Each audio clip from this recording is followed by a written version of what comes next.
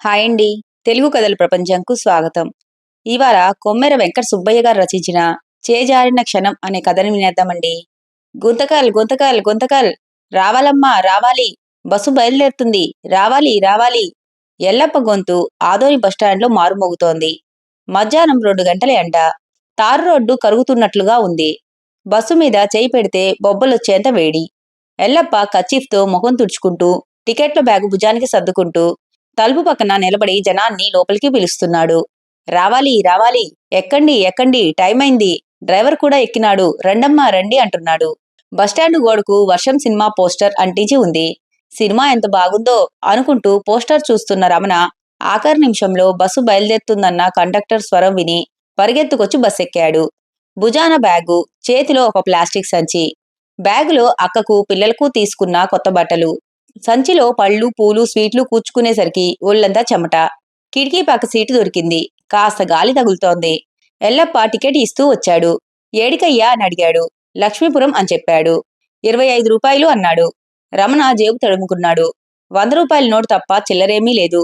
ఆ నోటు తీసి ఇచ్చాడు. ఎల్లప్ప ఆ నోటు చూసి ముఖం చిట్లించాడు. 100? చిల్లర తీసుకుని బస్సెక్కాలని తెలియదేంటయ్యా? ఈ రూట్లో పెద్ద కాగితాలు ఎవరూ ఇయ్యరు. అందరూ 10, 20 చిల్లరే ఇచ్చారు అన్నాడు. ఏం చేయమంటావన్నా, నా దగ్గర ఇదొక్కటే ఉంది. చిల్లరగా మార్చుకుందామని ప్రయత్నం చేశాను, దొరకలేదు. అందుకే ఇలా వచ్చేశాను అన్నాడు. ఎల్లప్ప బ్యాగ్లో తడిమి చూశాడు. చిల్లర సరిపోదు.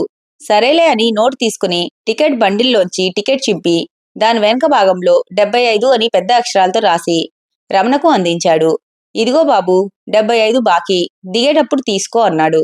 సరే అన్నా అని రమణ టికెట్ షర్ట్ జోబులో పెట్టుకున్నాడు. బస్సు ఆదోని బస్టాండ్ దాటి మెయిన్ రోడ్ ఎక్కింది. గాలి వేడిగా తగులుతోంది. కిటికీలోంచి ఎండ ముఖం మీద పడుతుంటే రమణ జేబు రుమాలు అడ్డం పెట్టుకున్నాడు. అక్కను చూసి చాలా రోజులైంది. ఆమె వండే భోజనం రుచి గుర్తొచ్చింది. పిల్లలు అర్జున్, కావ్య ఎంత ముద్దుగా ఉంటారో. ఈ ఆలోచనల్లో మెల్లగా కళ్ళు మూతలు పడ్డాయి. ఎల్లప్ప టికెట్లు ఇస్తూ ముందుకు సాగాడు. ఒక్కొక్కరి దగ్గర డబ్బు తీసుకుంటూ చిల్లర ఇస్తూ సీట్లు సర్దుతూ తగాదాలు తీరుస్తూ తిరుగుతున్నాడు. 20 ఏళ్ల సర్వీస్లో ఈ రొటీను వంటబట్టిపోయింది. ఈ ఆదోని గుంతకల్ రూటు అతనికి కొట్టిన పిండి. ఏ మలుపులో ఏ గతుకు ఉందో, ఏ ఊళ్ళో ఎవరు ఎక్కుతారో అన్నీ తెలుసు. ఒక ఊళ్ళో ఓ ముసలామె ఎక్కింది. ఒంటి చేత్తో కర్ర పట్టుకుని ఇంకో చేత్తో భారంగా ఒక మూట లాక్కొస్తుంది. మెట్లెక్కలేక అవస్థ పడుతోంది. ఓయ్ ముసలమ్మా, తొందరగా ఎక్కు, బస్సు ఆగదు ఎవరికోసము. ఎవరో వెనక నుండి గదమాయించారు.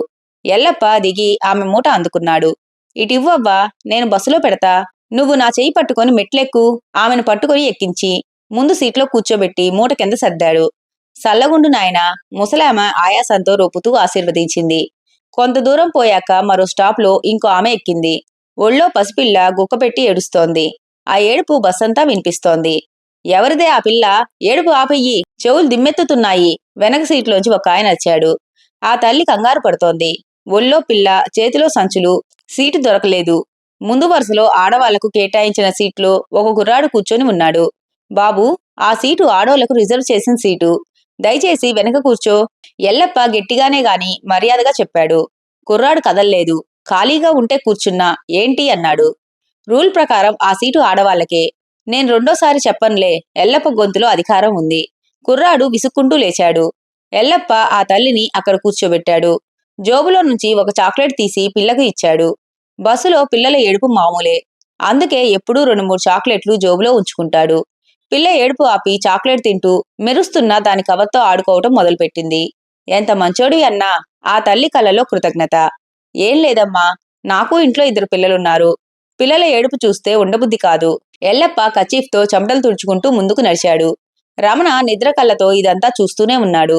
ఎంత మంచివాడు ఈ కండక్టర్. ఈ రోజుల్లో ఇలాంటి వాళ్ళు చాలా అరుదు అనుకుని కళ్ళు మూసుకున్నాడు. బస్సు ఊపులో నిద్ర పట్టేసింది. లచ్చంపురం లచ్చంపురం, ఎల్లప్ప కేక వేశాడు. రమణ ఉలిక్కిపడి లేచాడు. నిద్రమత్తులో కళ్ళు నులుముకుంటూ చుట్టూ చూశాడు. అయ్యో, నా స్టాప్ వచ్చేసిందా? గబగబా బ్యాగ్ భుజాన వేసుకుని సంచి తీసుకుని తలుపు దగ్గరకు చేరుకున్నాడు. థ్యాంక్స్ అన్నా అని రమణ దిగిపోయాడు. అక్క ఇల్లు ఒక ఫర్లాంగ్ దూరమే. బస్టాప్ పక్కనే ఉన్న సుబ్బయ్య టీ కొట్టు దగ్గర ఆగి బాబాయ్ బాగున్నావా అని పలకరించాడు. చానాళ్ళకొచ్చినావే రమణ అని సుబ్బయ్య నవ్వాడు. రమణ నవ్వుతూ చెయ్యి ఊపి వేగంగా అక్క ఇంటివైపు నడిచాడు. ఎల్లప్ప తలుపు పక్క ఉన్న తన సీట్లో కూర్చొని ఉన్నాడు. రమణ దిగి వేగంగా వెళ్లిపోవటం చూశాడు. ఆ కుర్రోడు 100 నోటు ఇచ్చాడని చిల్లర తీసుకోలేదని బాగా గుర్తుంది. టికెట్ వెనక బాకీ రాసి ఇచ్చాడు, గుర్తు కూడా చేశాడు. అయినా ఆ కుర్రోడు నిద్రమత్తులో హడావిడిగా దిగిపోయాడు. బాబూ, ఆగు, నీ చిల్లర అని పిలవాలనుకున్నాడు. మాట నోటి వరకు వచ్చింది, చెయ్యి కూడా ఎత్తాడు. కాని ఎల్లప్ప చెయ్యి అలాగే ఆగిపోయింది. గొంతు ఎండిపోయింది. లోపల ఏదో గొంతు పిలువు, అతని డబ్బు అతనికి ఇయ్యి అని హెచ్చరిస్తోంది. కాని ఇంకో గొంతు, వాడే మర్చిపోయినాడు, టికెట్ వెనక రాసి కూడా ఇచ్చినావు కదా, నీ తప్పేముంది అని సమర్థించింది. ఆ రెండు గొంతుల మధ్య ఎల్లప్ప ఒక్క క్షణం నలిగిపోయాడు. సాయంత్రం అమ్మను డాక్టర్ దగ్గరికి తీసుకువెళ్ళాలి. మందులకు డబ్బు కావాలి. ఆ ఆలోచన మెదడులో ఉంది. ఏదో తెలియని బలం ఆ ఎత్తిన చేతిని వెనక్కి లాగి దించేసినట్లయింది. నోరు మూసుకుపోయింది. ఒక్క క్షణం అంతే. రమణ తిరిగి చూడలేదు. మలుపు తిరిగి కనిపించకుండా పోయాడు. ఎల్లప్ప కిటికీ ఊచలు పట్టుకుని కూర్చుండిపోయాడు. మెడలో ఉన్న విజిల్ తాడును వేలతో తిప్పుతూ ఏదో ఆలోచనలో మునిగిపోయాడు. కండక్టరు, విజిల్ వెయ్యవయ్యా, ఎవరో అరిచారు. ఎల్లప్ప ఉలికిపడి ఈ లోకంలోకి వచ్చాడు. నేను చేయాల్సింది చేశాను. టికెట్ వెనక రాసి ఇచ్చినా, గుర్తు చేసినా ఇందులో నా తప్పేముంది? తనలో తాను గొనుక్కున్నాడు. కాని ఆ మాటలు అతన్ని ఒప్పించలేకపోతున్నాయి. విజిల్ వేశాడు. బస్సు ముందుకు కదిలింది. ఓ అరగంట ప్రయాణం తర్వాత రోడ్డు మీద ఒక జీపు అడ్డంగా నిలబడి కనిపించింది. RTC flying squad. బస్సును చేయి చూపించి ఆపారు. ఇద్దరు అధికారులు ఎక్కారు. ముందు ఎక్కినాయన ఐడి కార్డ్ మెడలో వేలాడుతోంది. చేతిలో ఫైలు. ఆకస్మిక తనిఖీ. కండక్టర్, లాగ్ బుక్ ఇవ్వండి అన్నాడు. ఎల్లప్ప గుండె వేగంగా కొట్టుకుంటోంది. వణుకుతున్న చేతులతో లాగ్ బుక్ ఇచ్చాడు. నుదుటి మీద చెమట పట్టింది. రెండో అధికారి ప్రయాణికుల దగ్గర టికెట్ చెక్ చేసి వచ్చాడు. టికెట్లన్నీ సరిగ్గానే ఉన్నాయి సార్ అని చెప్పాడు. మొదటి అధికారి తలూపాడు. అయితే ఎల్లప్ప ముఖంలో కంగారు, చేతుల్లో వణుకు ఆయన కంటపడ్డాయి. ఏళ్ల అనుభవంతో వచ్చిన సహజమైన అనుమానం. బ్యాగ్ ఇవ్వండి, క్యాష్ కూడా ఒకసారి చెక్ చేస్తామన్నాడు. ఎల్లప్ప గుండె ఆగినంత పనైంది. బ్యాగ్ ఇచ్చాడు. ఆ అధికారి టికెట్ లాక్ బుక్ తీసుకుని కౌంటర్ ఫైల్స్ చేశాడు. ఇష్యూ అయిన టికెట్లు మొత్తాన్ని లెక్కగట్టి బ్యాగ్లోని డబ్బు ఒక్కొక్క నోటును నాణ్యాన్ని లెక్కగట్టాడు. బస్సంతా నిశ్శబ్దం. మొదటి అధికారి రెండో అధికారి వైపు తిరిగాడు.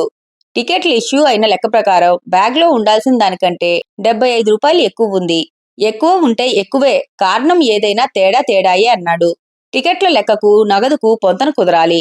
తేడా ఉంటే సమాధానం చెప్పాల్సింది కండక్టరే. మొదటి అధికారి ఎల్లప్ప వైపు తిరిగాడు. ఎల్లప్ప గారు, ఏమిటి విషయం అని అడిగాడు. ఎల్లప్ప గొంతు ఎండిపోయింది. సార్, ఒక ప్యాసింజరు 100 నోటు ఇచ్చాడు. చిల్లర లేక టికెట్ వెనక రాసి ఇచ్చాను. ఆ పిల్లగాడు తీసుకోకుండా దిగిపోయినట్లున్నాడు సార్ అన్నాడు. మొదటి అధికారి ఒక్క క్షణం ఆగాడు. నిబంధనల ప్రకారం నడుచుకోవాలి. మిమ్మల్ని విధుల నుండి తాత్కాలికంగా తప్పిస్తున్నాం. డిపో స్పేర్గా ఉంటారు అన్నాడు. మీ వివరణ డిపో మేనేజర్కు ఇవ్వండి. మెమో రాసి ఎల్లప్ప చేతిలో పెట్టాడు. ఇద్దరూ బస్సు దిగిపోయారు. బస్సు కదిలింది. ఎల్లప్ప తన సీట్లో కోల్బడిపోయాడు. చేతిలో ఆ మెమో. అక్షరాలు కనిపిస్తున్నాయి కాని చదవలేకపోతున్నాడు. డ్రైవరు ఒకసారి ఎల్లప్ప వైపు చూశాడు. ఏమీ అనలేదు. ఏం చెప్పగలడు? విచారవదనంతోనే ఎల్లప్ప గుంతకల్ నుండి ఆదోని రిటర్న్ ట్రిప్ కూడా పూర్తి చేశాడు. ఫ్లయింగ్ స్క్వాడ్ అధికారులు ఇచ్చిన మెమోను డిపోలో ఇచ్చాడు. బయటకొచ్చి బెంచి మీద కూర్చున్నాడు. ఆ రాత్రి లక్ష్మీపురంలో అక్క లక్ష్మి ఇంట్లో భోజనాలయ్యాయి. అక్క వండిన రుచికరమైన భోజనం. రమణకు ప్రాణం లేచొచ్చింది. పిల్లలు అర్జున్, కావ్య కొత్త బట్టలు చూసి మురిసిపోయారు. ఆడుకొని అలసిపోయి నిద్రపోయారు. ఇల్లంతా ప్రశాంతంగా ఉంది. రమణ షర్టు విప్పుతూ జోబులో చేయి పెట్టాడు. కాగితం తగిలింది. తీసి చూస్తే టికెట్. వెనక 75 అని కండక్టర్ రాసిన అక్షరాలు. అయ్యో, కండక్టర్ దగ్గర చిల్లర తీసుకోవడం పూర్తిగా మర్చిపోయానే అనుకున్నాడు. ఒక క్షణం అతనికి కాస్త అసంతృప్తి కలిగింది. 75 రూపాయలు పోయాయే అని. కాని వెంటనే ఆ కండక్టర్ ముఖం గుర్తొచ్చింది. ముసలామె మూట మోసి ఎక్కించాడు. చంటిపిల్లకు చాక్లెట్ ఇచ్చి ఏడుపు ఆపించాడు. ఆ కుర్రాన్ని లేపి తల్లికి సీటిప్పించాడు. ఎంత మంచితనం! పోనీలే, 75 రూపాయలే కదా, చిన్న మొత్తం. ఆయనెంతో మంచివాడు. ఆ డబ్బు ఆయనకు ఉపయోగపడుతుందిలే అనుకుంటూ ఆ టికెట్ను జోబులోంచి తీసి మంచం పక్కన పడేసి షర్టును గోడ మేకుకు తగిలించి దుప్పటి కప్పుకొని కళ్ళు మూసుకున్నాడు. నిద్రలోకి జారిపోయాడు. తెల్లారింది. రమణ ఇంకా నిద్రలో ఉన్నాడు. లక్ష్మి పొద్దున్నే లేచి ఇల్లంతా ఊడ్చింది. మంచం పక్కన పడి ఉన్న కాగితాలు, చాక్లెట్ రేపర్లు, పిల్లలు ఆడుకొని విసిరేసిన చెత్తంతా ఒక్కసారిగా చీపురుతో ఊడ్చి వెనక వాకిట్లో చెత్త కుప్పలో పడేసింది. మర్నాడు ఉదయం ఆదోని డిపోలో ఎల్లప్ప విషయం అందరికీ తెలిసిపోయింది. తోటి కండక్టర్లు, డ్రైవర్లు చూస్తున్నారు. కొందరు జాలిగా, కొందరు అనుమానంగా. ఎల్లప్ప తలదించుకుని బెంచి మీద కూర్చున్నాడు. బెంచి అవతల కొందరు కండక్టర్లు మాట్లాడుకుంటున్నారు. ఎల్లప్ప మీద కేసా? నమ్మశక్యంగా లేదే అని ఒకడు అన్నాడు. ఏదో పొరపాటు జరిగి ఉంటుంది అన్నాడు మరో కండక్టర్. పొరపాటు కాదు, ఇది సీరియస్. క్యాష్ బ్యాగ్లో టికెట్ల డబ్బు కంటే తక్కువ ఉంటే అది ఒక రకం. కానీ ఎక్కువ ఉంటే, అంటే టికెట్ ఇవ్వకుండా ప్యాసింజర్ల దగ్గర డబ్బులు వసూలు చేసి జేబులో వేసుకున్నాడని అర్థం. అట్లా చేస్తే ఆ డబ్బు రికార్డులో కనిపించదు, కౌంటర్లో కట్టనక్కర్లేదు, ఆర్టీసీకి చేరదు. అందుకే ఫ్లయింగ్ స్క్వాడ్ దీన్ని తీవ్రంగా చేస్తోంది. మూడో కండక్టర్ నిట్టూర్చాడు. యూనియన్ లీడర్ వెంకటేశు వచ్చాడు. సన్నగా ఉంటాడు కానీ కార్మికుల సంక్షేమం అతని ఊపిరి. ఈ డిపోలో అతని మాట అంటే అందరికీ గురి. ఏం ఎల్లప్ప, ఏం జరిగింది? నీ మీద అందరికీ ఎంతో నమ్మకం ఉండాలి. ఇట్లా జరిగిందేంటి? ఎదురుగా కూర్చున్నాడు. ఎల్లప్ప తల ఎత్తలేదు. అన్నా, ఒక ప్యాసింజర్ 100 నోటు ఇచ్చినాడు. చిల్లర లేక టికెట్ వెనక రాసి ఇచ్చినా. ఆ పిల్లగాడు డబ్బులు తీసుకోకుండా దిగిపోయినాడు. నేను పిలవాలనుకున్నా, కానీ పిలవలేదు. ఆ పిలవలేదు అనే మాటలో ఎల్లప్ప గొంతు పూర్తిగా జారిపోయింది అపరాధ భావనతో. వెంకటేశు ఒక్క నిమిషం ఎల్లప్ప ముఖం చూశాడు. 20 ఏళ్ల నుండి తెలిసిన మనిషి. ఆ ప్యాసింజర్ ఏడ దిగినాడు అని అడిగాడు. లచ్చంపురంలో అన్నా అని చెప్పాడు. చిన్న ఊరే కదా, దొరుకుతాడులే, తొందరగా పోదాం, అతని దగ్గర జరిగింది రాయించుకుందాం అన్నాడు. లచ్చంపురంలో బస్సు దిగగానే సుబ్బయ్య టీ కొట్టు కనిపించింది. వెంకటేశు అడిగాడు. ఈడ నిన్న సాయంత్రం మా బస్సు నుంచి ఒక కుర్రాడు దిగినాడు. భుజాన బ్యాగు, చేతిలో ప్లాస్టిక్ సంచి ఉంటాయి. అతను ఎవరింటికి వచ్చినాడో తెలుసునా అని అడిగాడు. సుబ్బయ్య నవ్వాడు. ఆ తెలుసు. ఆ పిల్లగాడు లక్ష్మమ్మ తమ్ముడు. అప్పుడప్పుడు సెలవులకు వస్తా ఉంటాడు. లక్ష్మమ్మ ఇల్లు ఆడనే, ఆ సందు చివర్లో అని చెప్పాడు. లక్ష్మమ్మ ఇంటి ముందు నిలబడ్డారు. రమణ బయటికి వచ్చాడు. ఎల్లప్పని చూసి ఒక్క క్షణం ఆశ్చర్యపోయాడు. అన్నా, నువ్వు ఆ బస్సు కండక్టరువి కదా? ముఖంలో సంతోషం తలుక్కుమంది. ఆ 75 రూపాయలు తిరిగి ఇవ్వటానికి ఇంత దూరం వచ్చావా? ఎంత మంచితనం నీది అన్నాడు. వెంకటేశు క్లుప్తంగా జరిగిన విషయం చెప్పాడు. చిల్లర తీసుకోకుండా దిగిపోయిన విషయం, తనిఖీలో పట్టుబడిన విషయం, ఎల్లప్ప విధుల నుంచి తప్పింపబడిన విషయం. రమణ ముఖంలో సంతోషం చెరిగిపోయింది. నమ్మలేనితనం, బాధ, ఆందోళన ఒకదాని తర్వాత ఒకటి అతని ముఖం మీద నీడల్లా పాకాయి. ఆ 75 రూపాయలు ఆయనకు చిన్న సాయం అనుకున్నాడు. కాని అదే మొత్తం ఆయన 20 ఏళ్ల ఉద్యోగాన్ని ప్రమాదంలో పడేసిందని తెలిసి మనసు భారమైపోయింది. అన్నా, నా మతిమరుపు వల్ల నీకు ఇంత ఇబ్బంది వచ్చిందా? రమణ ఆశ్చర్యంతో అడిగాడు. ఎల్లప్ప తలదించుకున్నాడు. ఏమీ మాట్లాడలేదు. వెంకటేశు అన్నాడు. బాబు, నువ్వు ఒక పని చెయ్యాలి. నువ్వు 100 నోటు ఇచ్చినట్లు, కండక్టరు టికెట్ వెనుక బాకీ రాసి ఇచ్చినట్లు, నువ్వు మర్చిపోయి చిల్లర తీసుకోకుండా దిగిపోయినట్లు ఒక స్టేట్మెంట్ రాసియ్యి. ఆ టికెట్ కూడా మాకివ్వు అన్నాడు. టికెట్టా? రమణ ఒక క్షణం ఆగాడు. నిన్న రాత్రి టికెట్ జోబులోంచి తీసి కింద పడేశాడు. గబగబా లోపలికి వెళ్ళాడు. మంచం పక్కన చూశాడు. ఏమీ లేదు. కింద చూశాడు. అక్కడ కూడా లేదు. అంతా ఖాళీ. గుండె దడదడలాడింది. అక్క, నా మంచం పక్కన ఓ బస్ టికెట్ ఉండాల్సింది. ఏమైంది? గొంతులో కంగారు. లక్ష్మి లోపల నుంచి వచ్చింది. టికెట్టా? ఏమో, పొద్దున ఊడ్చేటప్పుడు కింద పడి ఉంటే చెత్తలో వేసేసి ఉంటాను. వెనక వాకిట్లో చెత్త కుప్పలో ఉందేమో చూడు అన్నది. రమణ వెనక వాకిట్లోకి పరిగెత్తాడు. చెత్త కుప్పలో వెతకడం మొదలుపెట్టాడు. తడిసిన టీ పొడి, కూరగాయల తొక్కలు, కాగితాలు, చాక్లెట్ ర్యాపర్లు అన్నీ కలిసిపోయి ఉన్నాయి. ఒక్కో కాగితం తీసి చూస్తున్నాడు. అక్కడే ఉంది. తడిసి ముడతలు పడి ముడుచుకుపోయి ఉంది ఆ టికెట్. తిప్పి చూశాడు. వెనక 75 అని రాసిన అక్షరాలు కనిపించాయి. తడిసినా చెరిగిపోలేదు. రమణ ఆ టికెట్ను ఒక అమూల్యమైన వస్తువులా జాగ్రత్తగా అందుకొని షర్ట్ అంచుతో తుడిచాడు. రమణ లోపలి నుండి వస్తూ కాగితం, పెన్ను కూడా తీసుకొని వచ్చాడు. వెంకటేష్ చెప్పినట్లు ఒక్కో విషయం రాసి సంతకం పెట్టాడు. టికెట్ కూడా ఇచ్చాడు. అన్నా, ఇంతే కాదు, నేను స్వయంగా డిపోకు వచ్చి మేనేజర్ ముందు చెప్పమన్నా నిజం చెబుతాను. ఏమైనా సరే ఈ విషయం నేను సరిచేస్తాను. నువ్వు కంగారు పడకు.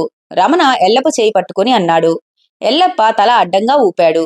నీ తప్పు కాదు బాబు, నా బలహీనత. నేనే తిరిగి ఇచ్చేయాల్సింది. పిలవాలనుకున్నాను, కాని ఆ ఒక్క క్షణంలో మాట పూర్తి చేయలేకపోయాడు. 2 రోజుల తర్వాత రమణ స్వయంగా ఆదోని డిపోకు వచ్చాడు. డిపో మేనేజర్ ముందు విషయం వివరించాడు. డిపో మేనేజర్ రమణ స్టేట్మెంట్ చదివాడు. టికెట్ వెనక ఎల్లప్ప రాసిన 75 అనే అంకెలు చూశాడు. తనిఖీ బృందం రిపోర్ట్ కూడా చూశాడు. ఎల్లప్ప, ఆ ప్యాసింజరు స్వయంగా వచ్చి చెప్పాడు. టికెట్, దాని వెనక నువ్వు రాసిన అంకెలు ఆధారంగా ఉన్నాయి. నువ్వు తప్పు చేయలేదని నమ్ముతున్నాను. అయితే ఆ అదనపు డబ్బు నీ బ్యాగ్లో ఉండటానికి నువ్వే కారణం. నీ సర్వీస్ రికార్డులో రాతపూర్వక హెచ్చరికగా నమోదు చేస్తున్నాం. ఇక ముందు ఇట్లాంటిది జరగకుండా చూసుకో. రేపటి నుండి డ్యూటీలో చేరవచ్చు అన్నాడు. ఎల్లప్ప తలూపాడు. బయటకు వచ్చాడు. వెంకటేశు బయట నిలబడి ఉన్నాడు. అన్నా, ఆ ఒక్క క్షణం నా 20 ఏళ్ల బ్రతుకును మింగేసేదే. ఎల్లప్ప గొంతు బొంగురుపోయింది. వెంకటేశు ఏమీ అనలేదు. ఎల్లప్ప భుజం మీద చెయ్యి వేశాడు. మరుసటి రోజు ఉదయం Adoni bus stand. Yellappa ticket bag భుజానేసుకొని తలుపు పక్కన నిలబడ్డాడు. అదే రూటు, అదే బస్సు, అదే ఎండ. గొంతకల్ గొంతకల్ గొంతకల్, రావాలమ్మా రావాలి, అదే గొంతు. కాని ఆ గొంతులో ఇప్పుడు ఒక తడి ఉంది. మునుపటి గొంతే, కాని ఆ గొంతు యజమాని మునుపటి మనిషి కాదు. ఆ ఒక్క క్షణం అతన్ని మార్చేసింది. ఇప్పటికీ ఎప్పటికీ. ఇంతటితో కథ కంచికి, మనం ఇంటికి. ఈ కథ కనుక మీకు నచ్చినట్లయితే లైక్ చేసి, షేర్ చేసి, కామెంట్ చేసి మన ఛానల్కి సపోర్ట్ చేసేయండి ఫ్రెండ్స్. ఇక ఉంటానండి. By by.